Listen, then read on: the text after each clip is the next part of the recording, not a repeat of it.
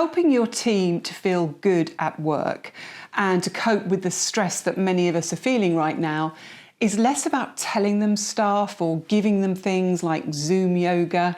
If you genuinely want your team to know you care, then it is about asking the right questions. And the right questions are the ones that show that we're interested in them as a person, as a human being, with mortgages, kids, parents, niggling ailments, broken washing machines, all of the stresses and strains of their lives outside of work. Questions that show that we are interested in whether they feel supported and empowered to do their best work, doing work that plays to their strengths in ways that fit their personal style, with things that frustrate or waste their time kept to a minimum.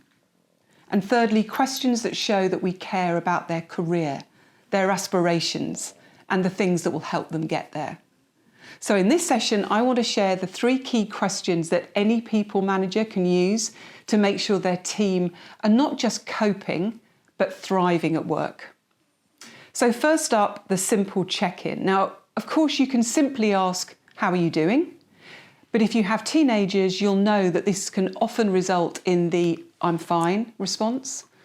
Instead, you can encourage them to reflect a bit more and open up by asking them, is there anything happening right now that is preventing you from doing your best work? And you can always then follow this up with sub-questions such as, is there anything I could be doing differently? What would you change? Or what frustrates you at work, makes you stressed? What could you or we do to prevent that? So the second question is about their performance. We hear a lot about coaching and its value, but we can get a bit overwhelmed with all of the different techniques on offer. I think it's a lot simpler than that. If you want to ensure that you're supporting your team to perform at their best, just try asking this one question regularly. What are you working on at the moment, and how can I help? It's the how can I help bit that's the important part. Or you can ask something like, if you were being managed by you, how would it be different? A question like that will help you understand how you might be able to adjust your style a bit to get the best from them.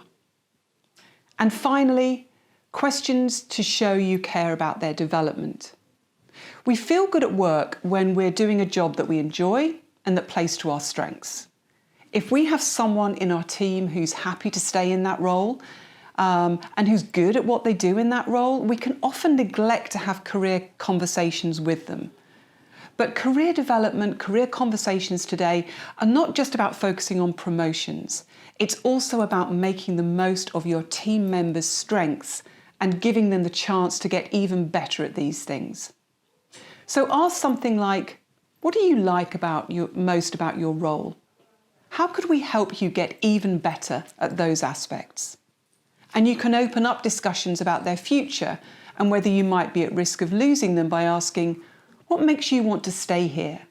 And what would make you want to leave? So, is there anything happening right now that's preventing you from doing your best work? What are you working on at the moment, and how can I help? And what do you like most about your role, and how can we help you get even better at that? 3 simple questions that can have a big impact. So instead of diving into task allocation or progress chasing at your next one-to-one, why not try asking just one of those questions?